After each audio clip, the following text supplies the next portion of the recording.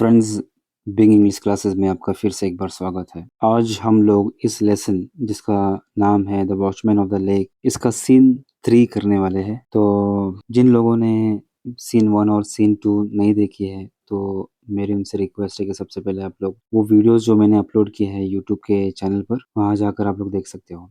और सीन 2 में बहुत सारी बातें हुई थी, उसका थोड़ा-सा समरी मैं आपको दे दूँ। तो सीन 2 में क्या हुआ था कि शुरुआत जो होती है सीन 2 की, वो इस तरह से होती है। सीन 2 में हम लोगों ने बहुत सारी बातें डिस्कस की है, उसमें से कुछ बातें मैं आप लोग को समरी के तौर पर आपको समझाता हूँ। जैसे कि जो मारा था वो भीमा के कस्टडी से, यानी भीमा के चंगुल से छूटकर वो एक सुबह-सुबह एक पेड़ पर जाकर छुप जाता है, राजा के आने के पहले, ताकि वो राजा को मिल सके। तो इस तरह से फिर वो राजा के सामने अचानक से कूद जाता है और फिर राजा और मारा के बीच में कुछ कन्वर्सेशन होती है, कम्युनिकेशंस होती है। जैसे कि मारा राजा को ये समझाता है कि लोग उसे पागल समझते हैं, और जो मारा है उसे एक ख्वाब आया था।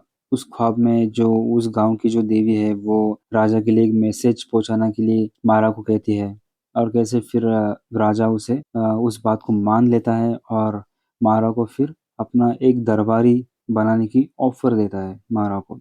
यहाँ तक मैंने आपको ये जो जानकारी बताई है वो एकदम शॉर्ट में बताई है। अगर और ज़्यादा जानकारी आपको चाहिए हो तो आप लोग सीन 1 और सीन 2 देख सकते हो। तो देखो, मुझे ना लेसन स्टार्ट करने से पहले मुझे यहाँ पे कुछ बातें आप लोग से डिस्कस करनी थी। मुझे कमेंट्स तो आते हैं कि सर आप तो इधर-उधर की बातें करते हो और ज़्यादा आप समझाते नहीं हो, टू द पॉइंट नहीं बात करते हो। देखो, जो भी मैं बातें इधर-उधर की करता हूँ ना, वो मैं अपनी पर्सनल लाइफ़ नहीं कहता, वो रिलेटेड होती है लेसन से ही। इंग्लिश एक ऐसा सब्जेक्ट है, जो इंग्लिश लेक्चरर्स इधर-उधर की बातें, जो अपनी जो डेली लाइफ़स्टाइल होती है, जो अपना डेली जो आस-पास जो चल रहा होता है, उसे लेसन के साथ में कनेक्ट करके आप लोगों को सिखाया जाता है। तो अक्सर आप लोगों ने ऐसे इंग्लिश लेक्चरर्स देखे होंगे, जो रियल लाइफ़ से लेसन को कनेक्ट करके आपको सिखाते हैं। तो ये एक मेथड है सिखाने का। देखिए, सबका अपना-अपना एक नज़रिया होता है देखने का। कुछ लोगों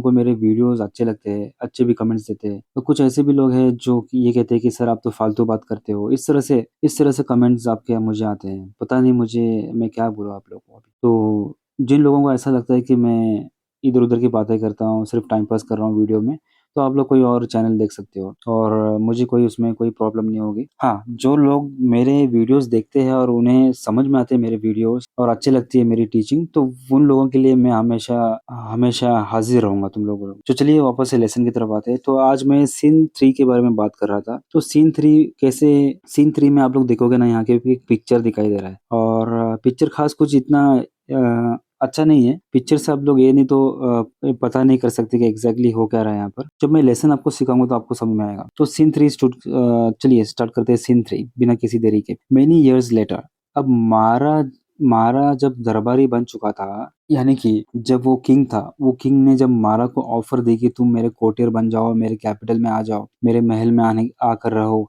ये सारी चीज़ें। उसके बाद जो सीन 3 ओपन होता है कुछ इस तरह से कि सालों बाद, ठीक है? Mara standing before his hut on the bank of a vast lake. तो there is a mingled noise of wavelets breaking upon the shore, cries of girls and the rustling of tree leaves. तो scene 3 ऐसा open होता है कि मारा जो है वो लेक के किनारे पर खड़े रहकर पानी का जायजा ले रहा है। वो देख रहा है कि कैसे जो पंछी होते हैं, अब यहाँ पर जो पंछी का जिक्र किया गया है वो है गल, GULLS। ये एक टाइप का पंछी होता है जो अक्सर पानी के ऊपर ही उड़ता रहता है मच्छी का शिकार करने के लिए, ठीक है। और रसलिंग का मतलब होता है कि जो रगड़ होती है पत्तों की हवा की वजह से, वो रगड़ का जो आवाज आती है उसे रसलिंग कहा जाता है। तो ये फिगर ऑफ स्पीच है, इसे इंग्लिश में ओनोमाटोपिया कहते हैं, ठीक है। और तो ये सारी चीजें हुई थी। सीन इस तरह से स्टार्ट होता है। मैंने आप लोग को क्या बताया, सीन ऐसा स्टार्ट होता है कि सालों बाद, वो किस्से के सालों बाद, कौन सा किस्सा, जब किंग मारा को ऑफर देता है कि वो उसके कैपिटल में आ जाए, वहां पर उसके महल में जाए। और उसके बाद सीन 3 इस तरह से स्टार्ट होता है, ठीक है, जहां मारा तालाब के किनारे खड़े रहकर पानी की तरफ देख रहा है और पंछियों को देख रहा है। तालाब काफी बड़ा है। Mara, hallooing, boy, little man, Ganga, Ganga, A distant voice. Father, I am coming. Where are you gone, little man? Sound of running feet. Here I am, father. You are shouting as if something or the other had happened. I was only behind a tree watching. तो मारा लंबी आवाज लगाकर अपने बेटे को बुला रहा था। उसके बेटे का नाम है गंगा। हेलोइंग का मतलब होता है, अक्सर आप लोग गांव की जो औरतें होती है ना, वो जब भी किसी को बुलाना चाहती है, अगर वो इंसान काफी दूर है और उसे उसे बुलाना चाहती है, तो वो लंबी आवाज उस इंसान का लंबा नाम लंबा खींच कर बुलाती हैं औरतें। गांव में आप लोगों ने देखा होगा इसे, तो उसे हेलोइंग कहते हैं। तो मारा जो था वो अपने बेटे गंगा को बुला रहा था अपनी तरफ। तो गंगा दौड़ते हुए अपने पिताजी के पास खड़े हो जाता है मारा के सामने और पूछता है कि क्या हुआ। मारा उससे पूछता है कि तुम कहाँ थे, तुम इतने देर कहाँ थे। गंगा कहता है कि मैं तो यहीं था। और क्या हो गया, तो आप ऐसे क्यों चिल्ला रहे हो, मैं तो उस पेड़ के पीछे खड़े रहकर तालाब का क्या मुआयना ले रहा था। तो मारा पूछता है कि तुम क्या देख रहे थे। What were you watching? There is a man fishing in the lake. Fishing? Fishing? Where? Runs. Son follows him. Hey man, get up. What are you doing here? Nothing. Nothing. Then why that rod and hook in your hand? And how did all these fish come into your basket? Did they walk in while you were watching the sky? Go man, go before you are pushed into the lake. तो जैसे कि मारा अपने बेटे को पूछता है कि कहाँ थे इतनी देर। तो गंगा कहता है कि मैं तो उस पेड़ के पीछे खड़े रहकर वो एक आदमी को देख रहा था। वो एक आदमी वो मछलियां पकड़ रहा है मछली की छड़ी के साथ। तो मारा हैरान हो जाता है, मेरे होते हुए यहाँ पर कौन ऐसा है जो मेरे मर्जी के बगैर मछलियां पकड़ रहा है। तो वो मारा और गंगा दोनों मिलकर उस आदमी की तरफ दौड़ते हैं और उस आदमी को कहते हैं कि तुम यहाँ पर क्या कर रहे हो। तो वो आदमी कहता है मैं तो कुछ नहीं कर रहा हूँ। तो मारा उसे पूछता है कि फिर तुम्हारे हाथ में ये मछली पकड़ने की छड़ी और ये हुक क्या कर रही है, और इस बास्केट में, इस टोकरी में इतनी सारी मछलियां आई कैसे। क्या ये मछलियां खुद में खुद चलकर तुम्हारे बास्केट में आ गई जब तुम आसमान देख रहे थे। देखो, इससे पहले अगर तुम यहाँ से नहीं गए तो मैं तुम्हें यहाँ पर पानी में ढकेल लूंगा। तो मैन कहता है no no, I was not catching fish, I speak the truth. वो इंसान कहता है कि मैं तो मछलियां नहीं पकड़ रहा था, मैं तो सच बोल रहा हूँ। मारा, I have been a watchman of this lake for years, and I have come across hundreds of storytellers like you. This is my last warning to you.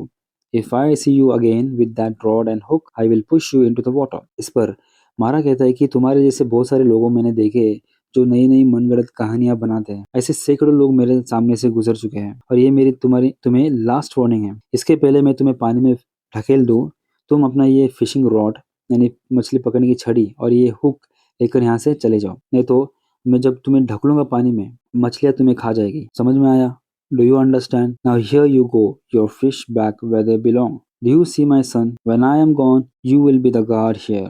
This is what you must do with killers, whether they come with arrows for the girls, with scheme over the water, or with the rod for the fish. तो अपने बेटे की तरफ रुक कर वो क्या बेटे को कहता है कि देखा तुमने मैंने कैसे इस इंसान को मैंने रोका। ठीक उसी तरह से जब मैं यहाँ से चला जाऊंगा, यानी मैं जब मर जाऊंगा, फिर तुम मेरी जगह लेना और तुम भी ऐसे ही करना।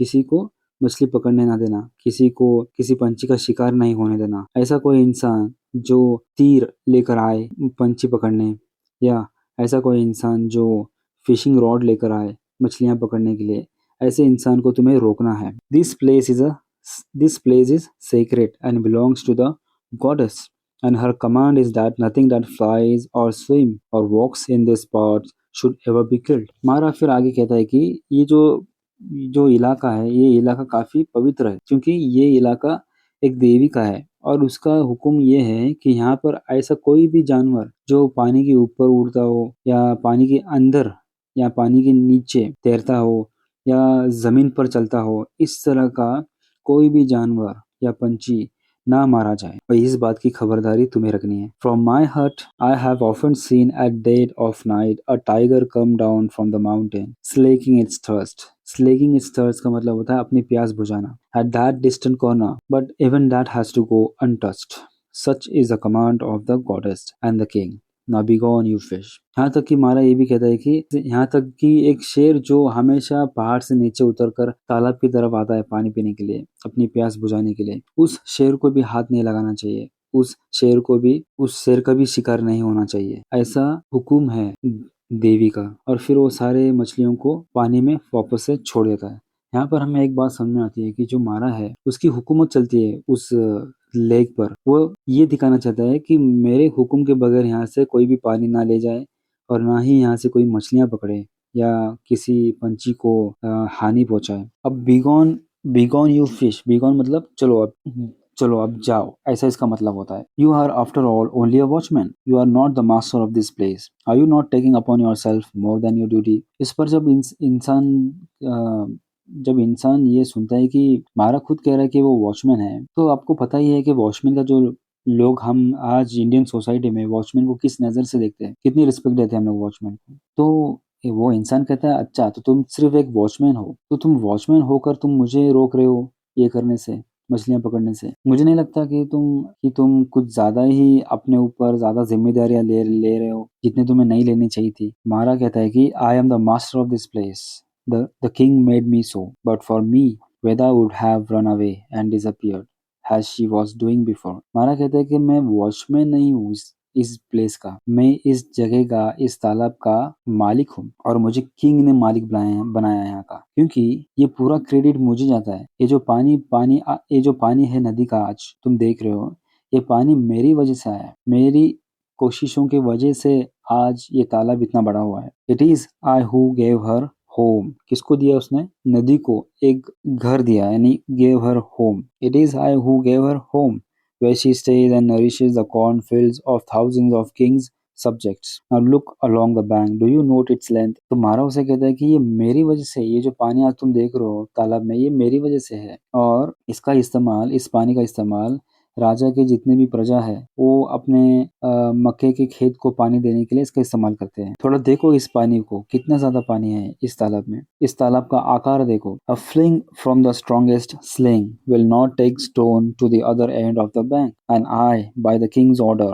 watch every stone with which this bank was built। तो मारा ये भी कहता है कि अगर तुम यहाँ से, एक गुलेल नाम की एक चीज होती है जिसे आप लोगों ने देखी भी होगी। गुलेल एक ऐसा, एक प्रकार का इंस्ट्रूमेंट होता है, लकड़ी से बनाई गई होती है और उसके पत्थर पत्थर जो होता है ना, पत्थर डालकर उसे, ये ज्यादा करके किसी पंछी को या पेड़ पे लटके किसी फल को मारने के लिए इस्तेमाल किया जाता है। आप लोगों ने देखा भी होगा, इलास्टिक होता है और उस इलास्टिक में पत्थर को खींच कर छोड़ते हैं तो क्या होता है कि वो पत्थर बहुत तेजी से आगे जाता है। उसे हिंदी में गुलेल कहते हैं हम लोग। तो वो कहता है कि अगर गुलेल से भी तुम अगर इस पत्थर को पार करने की कोशिश करोगे, नदी के पार नहीं जाएगा। इतनी बड़ी ये नदी है, इतना बड़ा ये तालाब है, और इस जो बांध है यानी जो डैम है, ये जो तालाब का जो डैम है, इसका एक एक पत्थर, एक एक जो पत्थर है, इस पर मेरी नजर है। I know how much to give and I open the gates that let the water into the fields.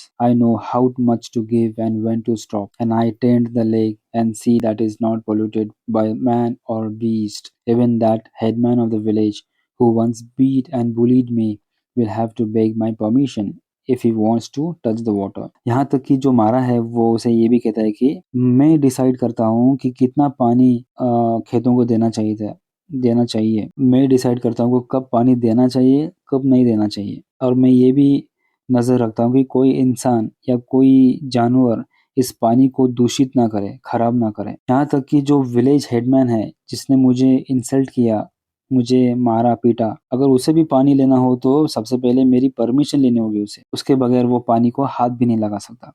मारा का जो टोन है वो काफी स्ट्रिक्ट और ऑथोरेटिव है, तो वो ये जताना चाहता है कि मैं इस जगह का मालिक हूँ उस इंसान को, और मारा चाहता है कि वो इंसान वहां से भाग जाए। Now you go, here I am the king, no one can question me, now go away, I have spoken to you more than you deserve. तो मारा को देखो, यहाँ पर एक ट्विस्ट है। ट्विस्ट ये है कि मारा को गांव वाले जो लोग थे वो मारा को ज्यादा वैल्यू नहीं देते थे, उसकी इज्जत नहीं करते थे।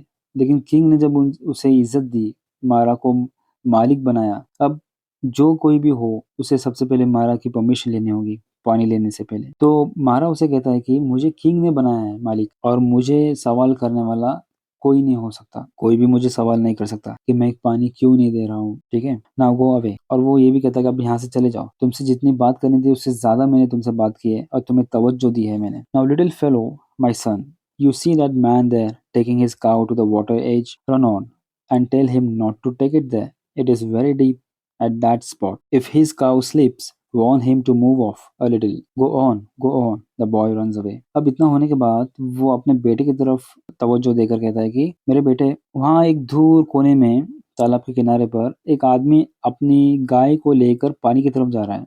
वो जो इलाका है पानी का वो काफी गहरा है। अगर गलती से गाय का पैर फिसल जाए तो वो इंसान को भी अपने साथ ले डूबेगी। इसलिए तुम जितना जल्दी हो सके वहाँ भागो और उस तरफ जाओ। उस इंसान को कहो कि वो अपनी गाय को वहाँ पर ना ले जाए, क्योंकि वहाँ पर पानी काफी गहरा है। और फिर जो उसका बेटा है वो उस इंसान की तरफ दौड़ना शुरू करता है। और विजिटर, अब ये सारी चीज होने के बाद में एक विजिटर यानी एक मेहमान मारा को मिलने के लिए आता है। उस मेहमान का मारा के पास कोई काम था, तो मारा कहता है, oh brother, when did you come? जैसे कि अक्सर कोई जब इंसान हैरान होता है किसी के आने से, तो मारा भी उस विजिटर को पूछता है कि क्या बात है, आज तुम यहाँ पर आए हो मुझे मिलने के लिए? तो विजिटर कहता है, जस्ट दिस मोमेंट। तो मारा उसे पूछता है कि कब आए तुम? और जैसे कि हम अक्सर पूछताछ करते हैं मेहमान से कि कब आना हुआ और ये सारी चीजें, तो विजिटर कहता है, just this moment I left my village at sundown yesterday and I have walked without a pause।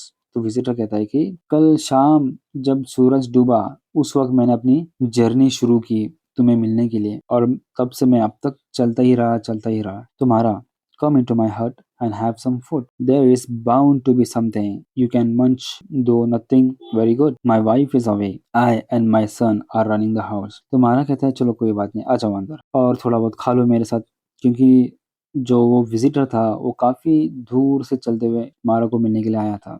तो मारा को समझ में आ गई थी ये बात कि शायद विजिटर भूखा होगा।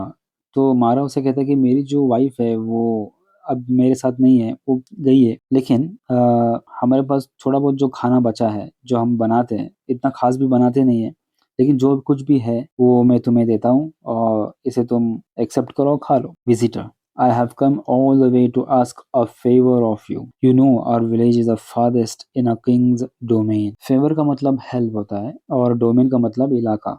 And crop past up and cattle are dying of drought। Will you give us some water? तो वो इंसान जो मारा को मिलने के लिए आया था, वो मारा से पानी की मांग करने के लिए आया था। वो मारा से पानी लेने की परमिशन लेने के लिए आया था। तो वो मारा को कहता है कि जैसे कि तुम्हें पता है कि हमारा जो गांव है वो राजा के टेरिटरी से, राजा के महल से काफी दूर है, और इस वजह से राजा हम पे ठीक से ध्यान नहीं दे पा रहा, और इस वजह से हमें पानी भी नहीं मिल रहा। हमारे गाय भैंस और जितने भी हमारे जो लोग हैं और खेत खलियान है सब सूख चुके हैं और बेहाल है पानी की वजह से, पानी ना होने की वजह से। तो मैं तुम्हें एक मदद मांगने के लिए आया हूँ, क्या तुम अपने तालाब में का पानी हमें दे सकते हो? ड्रॉट का मतलब यहाँ पर अकाल होता है, ठीक है। तो वो कह रहा था कि उसके जो गाय मवेशी है वो अकाल की वजह से मरते जा रहे थे। तो मारा कहता है, सर्टनली ब्रदर, यानी कि क्यों नहीं, जरूर। It is here for all the king's subject to take. King's subject का मतलब किंग की जो प्रजा होती है, किंग के जो लोग होते हैं, उसे सब्जेक्ट्स कहा जाता है।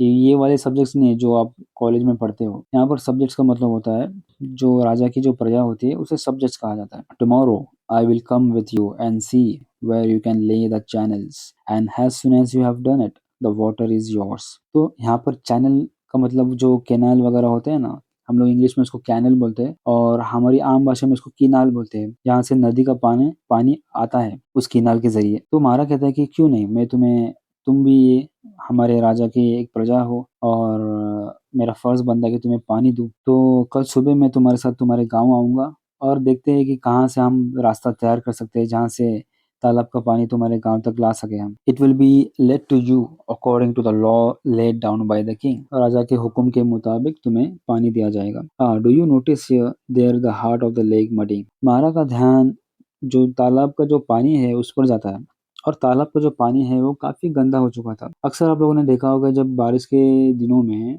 नदियों और तालाबों का पानी काफी मैला सा हो जाता है, एकदम अब ब्राउनिश कलर का हो जाता है, क्योंकि नया पानी आ रहा होता है, ठीक है। तो ठीक उसी तरह से नया पानी पहाड़ से नीचे आ रहा था। जैसे कि मैंने आप लोगों को बताया था कि वो जो दिन थे वो बारिश के दिन थे। तो मारा ने देखा कि तालाब का पानी काफी मैला हो रहा है और ब्राउन कलर में होता जा रहा है, उसका कलर जो बदल रहा था। Do you notice there the heart of the lake muddying. It was a sapphire like only a moment ago।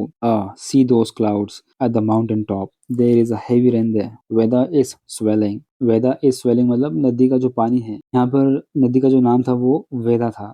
तो वो बता रहा है कि जो वेदा का जो पानी है, नदी का जो पानी है, वो उसका जो जल स्तर है वो बढ़ते जा रहा है, क्योंकि पहाड़ी की चोटी पर वहाँ पर बहुत जोर-जोर से बारिश हो रही है और वही पानी नीचे बहते हुए आ रहा था और तालाब में मिक्स हो रहा था। तो जब वो पानी नीचे बहते हुए आ रहा था तो अपने साथ बहुत सारे कंकड़ और मिट्टी और ये सारी चीजें लेकर नीचे आ रहा था, जिसकी वजह से तालाब का पानी मैला हो रहा था। And carrying mud and flood into the lake, I must keep an I on her tonight. यानी मुझे इस पर ध्यान देना चाहिए। नदी का जो तालाब का पानी है वो डैम क्रॉस ना कर पाए। Boy come here, let us go in, I fear there will be heavy rain on us soon. तो मारा कहता है कि मुझे ऐसा डर लग रहा है कि शायद बहुत ज्यादा जोर से मूसलाधार बारिश होगी, और इस डर से वो अपने बेटे को अपने झोपड़ी के अंदर बुला लेता है, जैसे कि मारा अपने झोपड़ी में रहा करता था। तो ये था सीन 3। उम्मीद करता हूँ आप लोग को सीन 3 अच्छी तरह से समझ में आ चुका होगा, और देखते रहिए Bing English classes. Thank you very much.